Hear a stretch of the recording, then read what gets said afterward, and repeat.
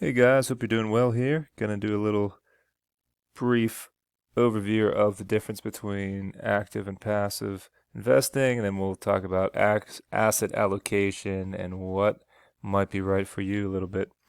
So we saw in those other videos that Dave Ramsey is an active investor. He advocates mutual funds and finding good managers of your money, and then the other guy was more of a passive investor advocate, saying that you can do just as well without having these big expensive mutual funds.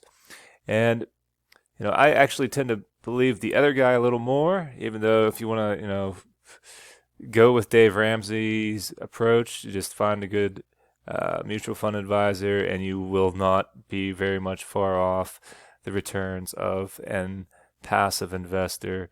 You might even do better by luck, in my mind. So, anyhow, the main difference is the fees, okay? Um, ETFs, which is more of the passive investor index funds where you're buying the whole market, um, they have about 10 times lower fees as compared to other mutual funds that are more active invested, okay? And you can also, with ETFs, buy and sell them as you please. That might be dangerous for some people that are, not going to be very apt to stick with losses and, might panic and sell their money. So if you're that type of person, you might want to go with a mutual fund rather than an active, an ETF, which is an exchange traded fund, which is actually the passive form of investing because you're just buying the whole market rather than paying somebody to buy it for you. But both are great ways to diversify and buy lots of stocks and lots of bonds rather than buying individual ones. So, you can't really go wrong there. So you could, go halfway in the middle, buy some mutual funds and buy some ETFs to get the lower fees. Um, but anyhow, we're going to talk about asset allocations to split up your portfolio. Now, remember, your portfolio is just your collection of all the stuff that you have saved. For retirement, these are the main vehicles here. You could have a 401k, which is for profit companies. And if you're working for like a private school, you might have a 503b, which is a nonprofit plan. Stuff that is nonprofit is 503b, and for profit is 401k. And then you could have Roth, either one of these. Okay, the Roth part just means that you pay taxes up front, but later on when you go and get your money, you pay no more taxes. So your money at the end, you have pay no taxes on. With the other ones, you don't pay the taxes up front, but you have to pay the taxes later. So it's up to you. And then you can also, a lot of times 401ks and 503bs aren't enough savings, and so you can contribute to your own IRA, which is an individual retirement account.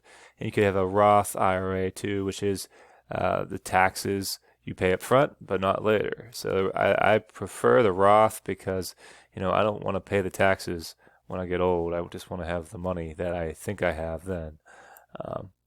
Okay, so this is a very important thing, that asset allocation, and why we talk about it so much is because it's, by most financial advisors, 90% of your portfolio's performance and returns is based on asset allocations and how you split your money between stocks and bonds.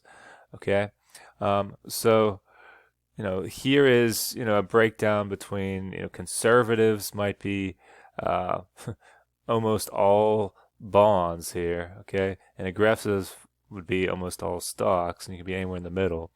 All right, but I want to caution you not to be conservative, okay? Unless you are about to retire, and none of you guys are, okay? I want to caution you not to be even moderately conservative, okay? You definitely want to be in this three ranges here, okay? And I'll talk to you about that more in a second. All right. So here is one common strategy that I've read a lot of people advocating, and this might not be, there's many different strategies, and Depends on your financial situation. But and this is a strategy that adjusts with age. Okay, and that is you could figure out your stock bond percentage split by taking the number 110, okay, and subtracting your age, and that's how much you would be invested in stocks. So, and then the rest would be in bonds. Um, so, 20-year-old person, for example, would be 110 minus 20, so he'd be 90% in stocks and 10% in bonds. Okay? A 30-year-old then would be 110 minus 30, so that'd be an 80% in stocks and 20% in bonds split. So I think you get the idea. So let's say that you are right before retirement and you're a 60-year-old then. So it'd be 110 minus 60, and then that would be 50% in stocks and 50% in bonds. Okay? And yeah, that doesn't seem to be like too ridiculous. Okay? That seems to be a nice kind of rule of thumb to follow there. But for somebody like me who is 35, I don't I know how long it takes the market to recover from a steep decrease, okay? And so, I don't want to really be 75% in stocks and 25% in bonds. I think that's too conservative because I still got 30 years till retirement, okay? And I know the stock market performs better on the long run than the bond market. Bonds are actually doing pretty poorly currently. They're getting, a lot lower than their historical average. So, yeah, I mean, they could change. No one really knows, but I would rather bet on stocks outperforming in the long run than bonds. So they have a more aggressive approach, which is 120 minus your age. Okay, so for a 20-year-old, that would be 100% stocks, and if there's 100% in stocks, you can't be 10% in bonds. That would be 0% in bonds. So somebody my age, 35-year-old, would be 120 minus 35. Okay, that would be an 85% in stocks and a 15% in bonds. Okay, and this is close to kind of what I follow. All right, but I mean, for here, I mean, this is a very aggressive approach, some people would say, but you know, at who I am and how I understand things, I'm tempted to be 100% in stocks until I'm about age maybe 45. Okay, because I see that the market might recover and go up pretty rapidly from here.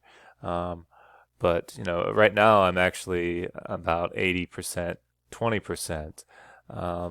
But I'm thinking to be more aggressive here now that things are kind of settling down. But it can't just jump all in at once because it could fall some further. So I'm going to kind of increase my allocation. So you don't have to follow any of these rules of thumb, but if you have no clue what you're doing, this is a good way to keep track of where your money should be.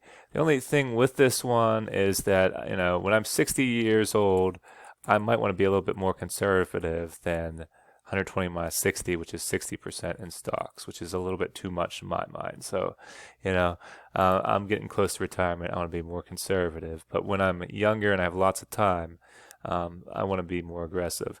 It takes, on average, about at worst, 5 years for the stock market to recover. So as long as I got, 5 years or more to play with, then I should be good.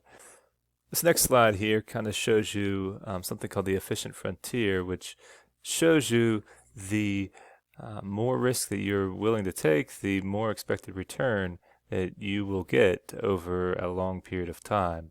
The interesting thing here, though, is that being 100% bonds is actually more risky than being 25% stocks and 75% bonds, because the stocks actually help mitigate some of the risk of bonds. So yeah, even in retirement, you don't want to be 100% bonds. You still want to be partially in the stock market. So it's pretty neat to see. The stock market is even good for retirees to be partially in. So that's really it on asset allocation. Your allocation kind of depends on what you're comfortable with, But, when you're young, you want to have a higher asset allocation for the stock market because of historical returns being so much better than the bond market. Um, One other thing that is important is to not be like overweighted in just one particular type of stock or stock fund. Um, so having a wide variety helps to improve returns, and we don't know the future, so you don't want to bet that the U.S. will continue to thrive and be the leader of the world here. Some people take that bet, but so diversification is how you should invest in different funds. Okay, it could be bond funds, could be other investments. So here are two more aggressive um, oriented type of allocations, probably good for somebody that is my age or 20 even. The younger you are, the more aggressive you can be. So, this shows you, you want to split up your money in about, for aggressive growth, most of it is still U.S. stock, 25% foreign stock, okay? This is just some guy's idea. There's tons and tons and tons of different advice out there. But the general consensus is you want to be about 15 to 30% in foreign stocks, okay? Now, that's betting that the U.S. will continue to do well, but it's hedging your bet, okay? Um, some people will lean more to 30%, okay? Some will lean more to 15, but no one really knows, okay? But you do want to have some exposure to foreign stocks.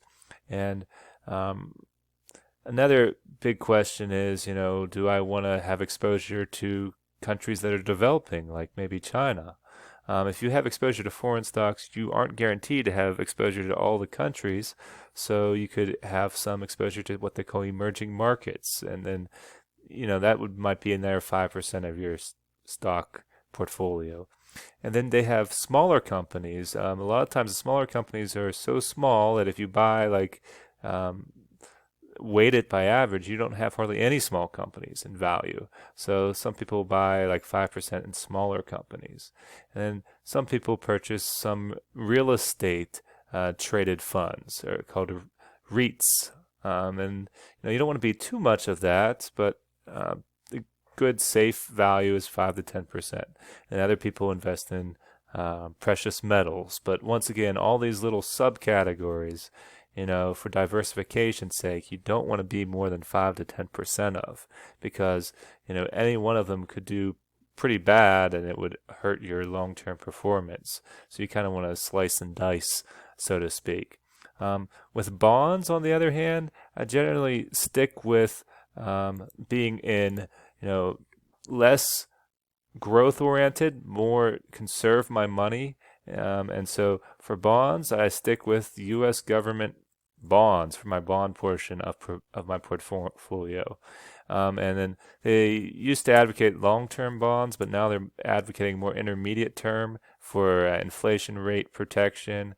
Even 10-year can still be subject to inflation rate, but that is intermediate term bonds.